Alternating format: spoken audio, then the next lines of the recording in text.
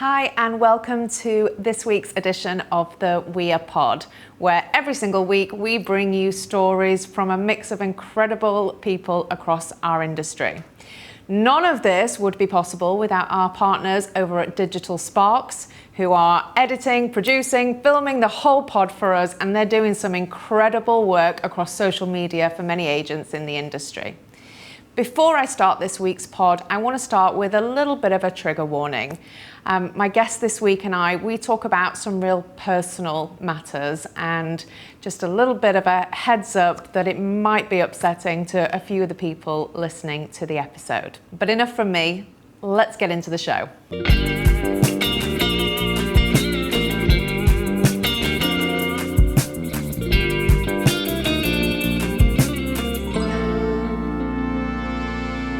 So today is a very special interview for me because I get to interview one of my very dear friends. You guys will all know her as the AML Queen or the AML Geek, whichever way you want to look at it. You'll know her as the Commercial Director for Smart Compliance. I know her as a fellow board member for Women in a State Agency and one of my very, very closest friends. And I am delighted to welcome today the wonderful Amy Shields. What an intro. Should we talk about AML first? No? No, probably not actually. Let's just, I think, skip straight past that. No one wants to talk about AML. So, you and I met around 3 years ago, yeah? When you were on the first ever Women in a State Agency stage. So we met kind of around that time. Yep. And I don't know, they say that people come into your life for what is the quote? A reason or a season or a lifetime. I think you and I stuck with each other. Right, good to know. No, but on a serious note, we met at that time. We've become really, really good friends over the last 3 years, and I have the absolute honour of sitting alongside you on the Women in a State Agency board. So let's start with Women in a State Agency. Yep. I know firsthand how much time, effort, passion, voluntarily you put into Women in a State Agency. Why do you do that? What does it mean to you? It's a whole host of things, isn't it? I think it's first of all, you feel a part of something. So you feel a part of this community that didn't exist before, and I think it just sort of came together. Obviously, I'm also really good friends with Liana, and that's how my sort of journey with Women in State Agency began. And before I kind of knew it, I was sort of almost accidentally on the board because I offered to help out trying to find some sponsors and kind of helping with the setup of the first conference. And then I remember going out to dinner with you all after that first conference. I think Verona took us to some dodgy Chinese somewhere. And it all just kind of went from there. And then I think when we were planning the second conference, that's when I think I really kicked in on the committee. Just having all the contacts in the kind of the supplier world. Yeah. And then it's really fulfilling. It's like it gives you this other purpose still in your career and within your work life. And I think, but it's turned into me this perfect blend of, I said, we've become such good friends, and you know, the committee, the board, we've all made such strong friendships on that board. Throughout the years, space, right? And it is that safe space, and I think you've got the board where I've got this group of amazing friends that want to achieve, that all believe in the same thing, and then you've got the Facebook community that has just mind blown me at times with the support that's kind of out there. And then the conference is just, well, we always say it's not a conference, is it? It's just next level something. And I think that feeling we all feel the day after the conference is exactly why we do this. Yeah, I totally agree. And that safe space thing, that kind of essence of Women in a State Agency, I'm just going to put a pin in that for a minute, and we're going to come back to that a little bit later on. Okay. But before I do that, I just want to kind of look a little bit at you and your career, both in a state agency and now in the supplier world, and kind of just give everybody a bit of an overview of how you've got to where you are now, because I think for our listeners, they all see you as absolutely high-flying, you know, had an incredible career, look like you've got everything nailed and together, and I just, you know, inspire the audience. Tell us how you've got to where you've got to. fundamentally just hard work. And I think for me, the property industry, if you don't have that passion and that drive, you will just see it as a job. But I think anybody, and we see it daily in the group, these people that want to achieve, that want to grow, that want to develop, want to learn, want to progress their careers. And, you know, we've got some amazing women that just want to just achieve. And I think, you know, you've got to have that passion in the property world. I certainly have it. I absolutely have no doubt I will go back into agency at some point. I'll probably end up, you know, in my retirement years, I think working, you know, doing part-time viewings for an agency somewhere, wherever I am, hopefully you have on the got coast. This in your blood, haven't but you? It's just there. Yeah. And I, you know, for me now, my purpose is that I want to help and support estate agents, because oddly, I really love estate agents, and I think I still see myself as one, still think like one.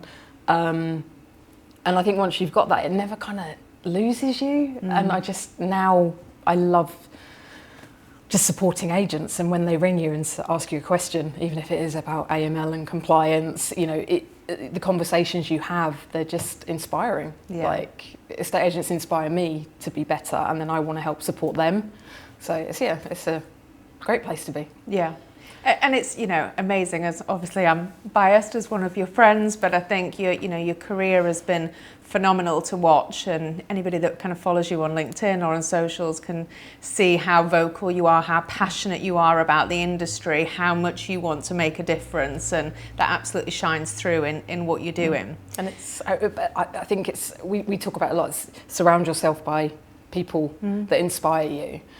And if you look at the Women in Estate Agency board, for example, you couldn't get a better group of women to inspire you every day to be better and to learn.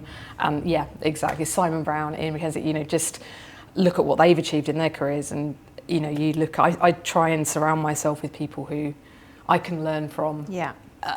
Then take something away from whatever that time might be and implement it in my totally role agree. and my team. But that also takes a real level of humility as well, doesn't it? To kind of accept that, you know, we can't be perfect at everything. So actually it's around, how do I speak up and ask for help? How do I ask for advice? How do I surround myself with people that are better than I am in certain areas of what I need to do for my role or for my career? But I don't think everybody always has that confidence to be able to speak up and ask for help. No, and it's a massive value to have. I'm constantly still going to my boss. I ring lots of people to get advice. You know, even, you know, if you look at the people like Stephen Brown, Clay Yates, I'm always ringing people to get views on things, opinions on things. How would you deal with this scenario? Yeah. Because you never stop learning, right? And there's always some help out there. I mean, we've talked a lot on the pod about the Facebook group and how just organically there is so much support out there, whatever that question. I mean, how many posts a week do you get tagged in when there's a compliance question? But even from anything like, I need support with AML, or I need support with marketing, or I'm having problems with my boss, or I'm just feeling a little bit overwhelmed at the moment. Yeah. And the support is there. So I think, you know, we've got to keep banging this drum, because there shouldn't be anyone in the industry at this moment in time who feels alone and who feels that they don't have some support. Absolutely. Nailed it. So I'm going to talk to you about probably the real reason why we sat down to have a chat today. Yeah. So at the first Women in Estate Agency conference, you were brave enough to talk about your struggles around anxiety, and you gave some really incredible practical takeaways to the people that were in that room. And a few weeks ago you shared something quite personal with the Women in Estate Agency board, which again was the safe space that you felt in a comfortable position to be able to open up to us and talk about some of the things that you'd been going through. And then we had a discussion around, do you want to talk about that more publicly, more openly? And you did give that some thought as to whether that was the right thing to do. But I know you, and I know you want to try and help other people as much as possible. So we've talked a lot over the last few weeks, and you wanted to come here today and share a little bit more about your story and what's been happening for you over the last few years. Yeah, so let's deep dive into it. I think so that meeting, it was, we very annoyingly not enough get together physically. And there we all were, and we were just chatting sort of the morning of. And yeah, it's something I'm proud of, that I have, after nearly 10 years, managed to go through a journey, I suppose, and I don't know if I like that word describing it, but a journey, an experience of coming off antidepressants. And yeah, it's been a 10-year kind of up and down roller coaster, and I felt it was time to try to go it alone, without the chemicals levelling out my body. Yeah, and it has been, however cliche it sounds with the journey, it has been. And I'd love you to take me from the start. Why did you feel the need to go on to the antidepressants in the first place, and kind of talk me through what's happened for you over the last 10 years? Yeah, I think, so the reason to sort of speak about this, and I think I know there are other people in the industry that potentially, the people in our world would be quite shocked of some of the people that are actually taking antidepressants, because usually it is, of course, the people that are seem to be confident and out there and all over social media and doing lots of podcasts and webinars, but actually, in my personal life and out of the industry, I'm a very different person. And some people get to see that socially, others don't. And it just depends where my headspace is. So going back to, nearly 10 years, I went through a bit of a health scare, which meant that was when my anxiety first started. Without going into too much detail, I basically really struggled to either leave my home or the office. So even going out on valuations was really hard for me at that point, when I was kind of at the worst time of struggling with it. And leaving home, I couldn't go out. My social life just dropped off a cliff. And even going over to my parents' house, I was really struggling with just being out of my kind of safe zones. And did you explain to people why, or did you mask it and make excuses? Oh, completely masked it. Yeah. My mum knew about the health stuff that was going on, and that's kind of one of the triggers. I battled through that and kind of kept going, and then I had a situation that I was kind of thrown into, where my parents went away on a nice 2-week holiday, which they utterly deserved. And unfortunately, the day after they flew out, my granny was rushed into hospital because she'd had a really bad fall, and cracked the back of her head open. And I then spent the next 2 weeks attempting to juggle work, looking after my granny, my granddad, who obviously was still at home. And luckily my brother was with my dad, but it was immensely hard, and I was either at work or sat by the hospital bed with my laptop trying to work, and everything took a complete nosedive. With regards to my anxiety, so with me, I'm not a depressed person. I don't have depression or suffer from depression. It's pure anxiety, but sometimes that can almost look like depression you don't want to leave the house or your kind of safe zones. Yeah. I went through, that was 2 weeks of hell. My granny died 24 hours after my mum got back from holiday, because we didn't tell my mum because I knew she would get on the next flight home. So you dealt with all of this on your own? Yeah, I know people go through this kind of thing every day, all day, all the time. But until you, I suppose, go through something like that, it's hard. And my granny was my second mum. She's always been around the corner from my mum's house. I lived with her at one point, or her and my granddad, when my brother was in hospital for 6 months, and just super close. Like, I went to my granny for all the things I couldn't go to my mum for. We were just ridiculously tight. And we all, you said, I know everyone's going through these things all day, every day. Yeah, we all go through hardship, it's life, but that doesn't mean that anything you're feeling in any moment, any situation that you're going through is not truly relative and personal to you. And it's just, it was just the most horrific experience. And I then just crept back into my hole. And I was with someone at the time that was quite supportive, but I had to do something about it. And it got to the point where, I needed help. Yeah. So, went off to the doctors. And again, got assessed, no depression, there wasn't any suicidal thoughts or anything, along those lines, but just couldn't deal with everyday life, was having panic attacks daily, couldn't get out, I couldn't do things socially. If I did, I would leave within minutes of getting there, or just getting out, just trying to kind of cope and deal with situations. Work was getting harder and harder. I was going to ask, how was this impacting both work life and personal life? Well, personal life just nosedived. There just wasn't one. I just made excuses just not to. I was busy doing other things or work, etc. But then, when I was prescribed the first lot of antidepressants, and that's a journey in itself because you have to kind of find the right one. And I went through 3 to find one that actually worked, helped me go through all sorts of weird situations. So antidepressants actually plummet you into depression for a couple of weeks, which was really weird and a really strange feeling for me because I wasn't depressed. So to then actually try and cope with... I've got both situations. Yeah, it was 2 weeks to a month of kind of, oh my God, I actually do now feel awful. Like you can't describe it. It's horrific. And if that's what depression is, then...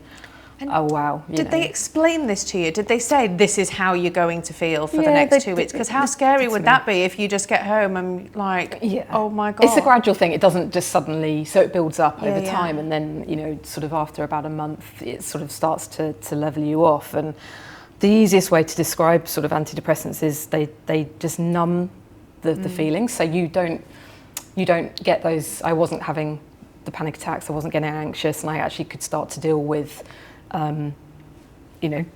life better, and in a more sort of happier place. But it also takes away the happy feelings, so it does take the edge off kind of excitement and happiness initially. So it just kind of puts you on a level, so you're kind of, here's happy, here's sad, and you're kind of just constantly running down the middle.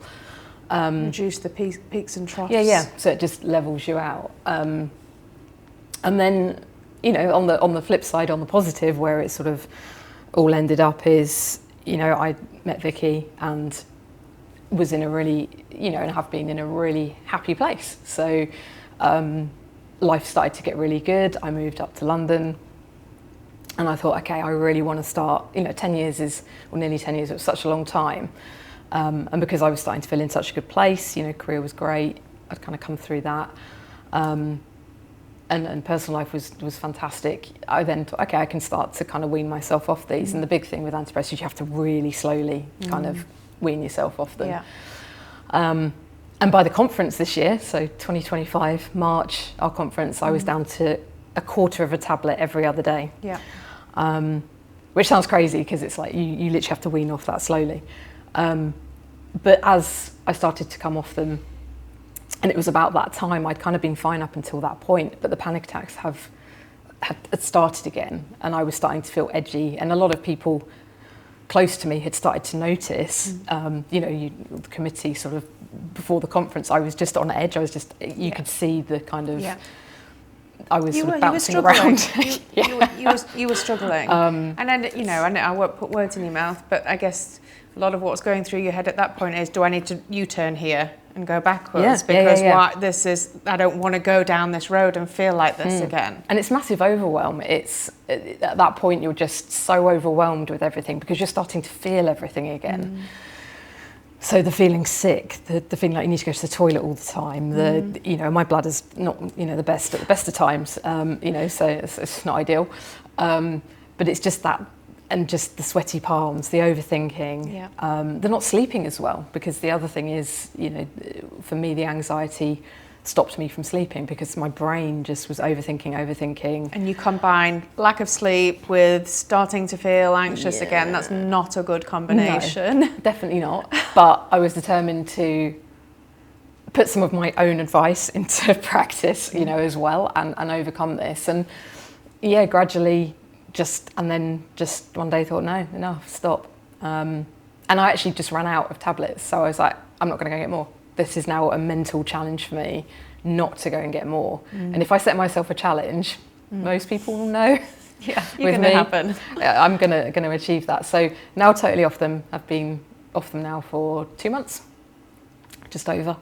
And although I am still trying to every day kind of deal with things that heighten me. I know, you know, yesterday, for instance, I had to get on the London Underground. If anyone who knows me hates that. I will drive into central London, any opportunity over getting on the train. Yep. But I thought, no, I'm going to do this. It was the other side of London. Let's get on the train and get on the Underground. Had a panic attack, you know, shoved my headphones in, got outside, fresh air, breathe, you know, putting everything into practice that I know will calm me down. It's almost, Ames, though, like you are in this kind of new world period that you're in at the moment. You are pushing yourself into situations to test yourself, to see how you are going to be able to handle that now that you're not on the antidepressants. Is that fair? Yeah, and then once I've done something, it's like, okay, now I can do that. I can, and I can deal with that. But it's really hard. Like for most people will just get on the Underground and just get on and get off, like no issues. But I'm on there counting stops. Yeah. You know me, when I'm anxious, I've always got a packet of mints in my pocket. The mints are out, I'm fiddling with the tin. Doing the breathing. Didn't have one of my fidget toys, so I'm literally trying to play, you know, fiddle with something to take my mind off it. And it's a whole thing. It's a real process that you go through just for simple things that other people can do just without even thinking. I'm overthinking it. I'm like, right, how many more stops? And before the journey, I'm looking at the tube map, literally thinking, right, I've got stops. And then I'm actually trying to calculate the distance between each stop and how long each stop is going to be, because some are longer than the others. It's that ridiculous at times. Well, not ridiculous, but it's the overthinking is incredible. You know, and another, I think, you know, it's a great time to mention, you know, my now fiancée Vicky, who is always, if I ring her during the day at work, she knows we don't bother each other during the work day for reasons. So she knows that if I ring her, it's, you know, because you know, I need to talk to someone. And, you know, I often get panic attacks when I'm driving as well, which is a weird one. Don't know why. I guess there's no rhyme or reason. It's for a panic attack to come on. It's not something that is a consistent thing that triggers it, right? No, not at all. And they do just come out of nowhere, which is scary. Bite you. And that, because they've come back, I'm sort of now thinking, okay, no, I am okay. I'm going to deal with it. I'm so determined to use my own techniques and keep working on not going back on antidepressants. And it's not that they're bad for you, and if you need to be on them, then you need to be on them, and that's why they're there. And that, you know, I'm trying, you know, very much want my story in this to be a positive, in that yes, I needed to go on them, absolutely, I needed that help at that point. And then I just felt, for me personally, I need to just, you know, I want to be able to move forward without being on them, and just see how that goes. Why do you think there's still such a stigma attached to it, and people don't feel confident openly having this conversation? I think most people are scared of the judgment. So I was very scared when I first went on them. I didn't tell my employer, of course, you know, you didn't back then. And whether I would now, my current employer knew I was on them, but I've never had support from him. He's like next level with regards to the kind of I suppose the professional working relationship we have. He totally gets me, and I think in agency, I probably would have, if I'd been asked, I probably would have said, yeah, I'm on them. I'm not like scared of telling people I'm on them. It doesn't, but it's just not something I would volunteer. Yeah, but I think some people would be scared. Yeah, a lot of judgment. A lot of judgment and scared, and there shouldn't be. You know, I can relate it to. I had to have a hysterectomy, put me into menopause, so now I have to take HRT. That just balances things out for me, right? It's a necessity. Yep. It's no different. It's absolutely no different, but it doesn't have the same stigma attached to it, and it's wrong. And I cannot commend you enough for being brave enough to have this conversation, because we have to normalise this and stop there being judgment around it and stop there being a taboo around it, because we're all facing battles that nobody else can see, and we all should be comfortable enough that we're not going to get judged on that. Absolutely. And I think it's a whole nother conversation about the doctors giving them out as sweeties right now, and that is an issue. And I do think there needs to be better processes in place where people get assessed properly as to not only do they need to be on them, but also which one, because I went through a couple, I ended up on the third one. It was the one that was right for me. And that's, not great for people that go through that process, but that's a whole nother conversation. But I just think that, the judgment on it's if people are on them and it makes them happier in themselves and they can cope with everyday life, and actually really, and I know some people that are on them that are really achieving, like business owners that are absolutely killing it in the property world. And it's just like, good for you, like amazing, this is great. You've recognised that you have something that you're struggling with, you've done something about it, and you're getting on. Yeah, exactly. It should be nothing other than that. No. And I think the judgment, I think for people who've got bosses, maybe employers, it's a nervy conversation to have, isn't anything around mental health? Which again is personally for me, it is a bit of a buzzword. It's like, okay, there's so many layers to mental health and so many different aspects of mental health. I think people are scared that as soon as they start talking to their bosses about, whatever it might be, the struggle that they're having, that they're just going to get judged. And that's not great, because you should feel like you've got a relationship with your line manager, certainly, that you can talk openly. And if you're not, maybe you're not in the right environment. Yeah. So what advice would you give to anyone that's currently kind of at the start of, the 10 years ago start of your journey that you talked about, that feels like they're struggling, feels like they just can't maybe quite put their finger on why they feel like they feel, but maybe struggling with anxiety or struggling with depression? What advice would you give them? I think first of all, just start talking to the people in your world that you trust and have those safe space and safe place people.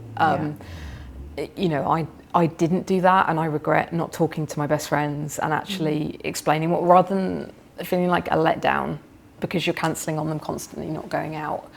I wish I'd had the courage just to say, I'm struggling, and I didn't. I hid away from it for a long time. And, it doesn't necessarily need to be family at that point, but I think your friends or your family feel super close to them and kind of can have those conversations. But I think, you've just got to find your safe place people that you can talk to first. And then, if you're at the point where you need to speak to somebody professionally and a doctor, then just go and talk to them and get some advice. And I know how hard that is now. But there's also some really good online therapy things that you can get. I think what we'll do is when we go live with this episode, we'll start a conversation within the Facebook group as well, and just kind of get chatting about it as a group and see if we can signpost and offer any support as well. I know that that's really important to you, that you want to be there for the whole group. And do you know what was heartbreaking? I ended up in tears on several occasions at that first conference, because I had two people that specifically that I'll always remember that came up to me after I'd spoken, who burst into tears with me and said that they really struggle with it, and that some of the techniques that I gave them they were going to try. But it's just so heartwarming when you get that sort of people wanting to talk is super important. So I had a whole load of things that I wanted to talk to you about today, but actually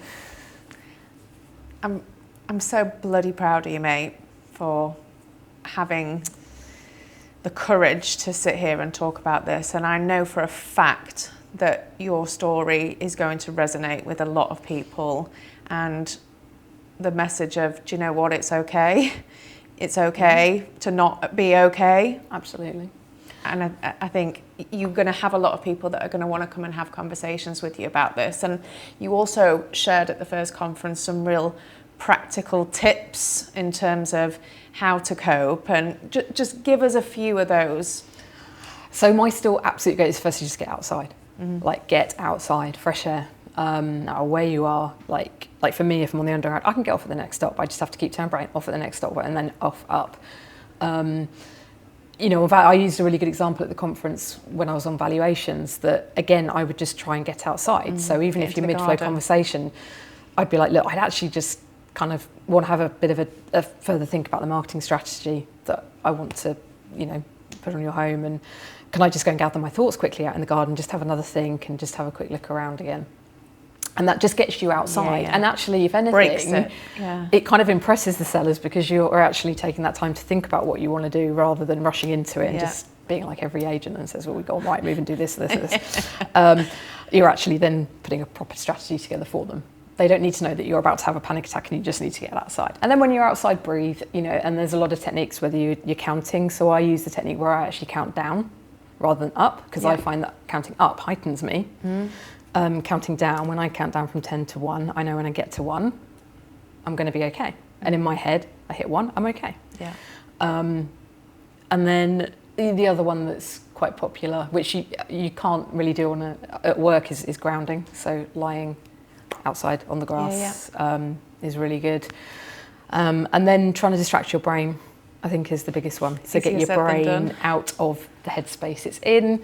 So thinking about, I use one thing I can see, one thing I can smell, one thing I can hear, one thing I can touch, and you just try and distract your brain. And the other thing is call someone. You know, I've mentioned it, I call Vicky, or if I can't get hold of Vicky, I will call a friend and just talk. Just tell them I just need you for 2 minutes. And brain distraction and breathing. I'm so proud of you, mate. Thank you for being so open. We ask 2 final questions on the pod for every guest. The first one, I'm not sure is all that relevant for you, but I'm going to make you answer it anyway. So we ask everyone, why is the women in estate agency movement so important? I mean, you talk about this all day, every day. So, but in a succinct answer for me, why is the women in estate? I'm going to give you a different answer. I think for me, so obviously very out and proudly gay. And I think, again, being sort of, I don't want to use the word different, but, you know, different. It's, again, just having that safe where you're just not judged. And it's when you go through life in your teenage years and your 20s, kind of being judged, or in your head you are, and going through that kind of space, to have something like a women agency where you just are surrounded by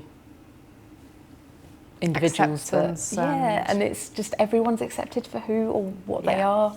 And I love that, and I just think, it's just something special, isn't it? Yeah. So my last question for you. We are pulling together a list of people that we want to be sat in that chair and coming and telling their stories. And obviously we want a whole mixed bag of guests coming on, and we want real and raw and vulnerable, which you've given us in bucketful today. Who would you like to see on the pod in the coming episode? Oh, I've got 2. You can have 2. Thanks. Suze, it's you. So the first one is a very good friend of mine who is awesome. She's got an amazing backstory that I'd love her to share properly. And that's SJ Taylor. She's a fellow, she's like me, an ex-agent now in the supplier world. We've got a lot in common. She's a great friend. And she's just, again, she's just so inspiring. So I'd love to see her on. Absolutely on the list. Absolutely. And then the other one for me is a bit different. And I think it's kind of going back to my roots, but someone who I've had a conversation with and really excited about what they're doing is Hannah Cooper, who is heading up the Empower Her women's group at Leaders Romans Group, obviously my company, so I'm really proud that they're doing something, and I'd actually love for her to come on the pod and explain what they're doing, why, how it came about, and what they're doing. You're in charge of setting up that one then. Thank you. Amy, thank you again for being so open, honest and brave today. Thank you. Really, really appreciate it. Always. And that is the end of this week's WiEA pod. If you enjoyed what we talked about today, please give us a like, follow, share us on socials, and we will see you again next week.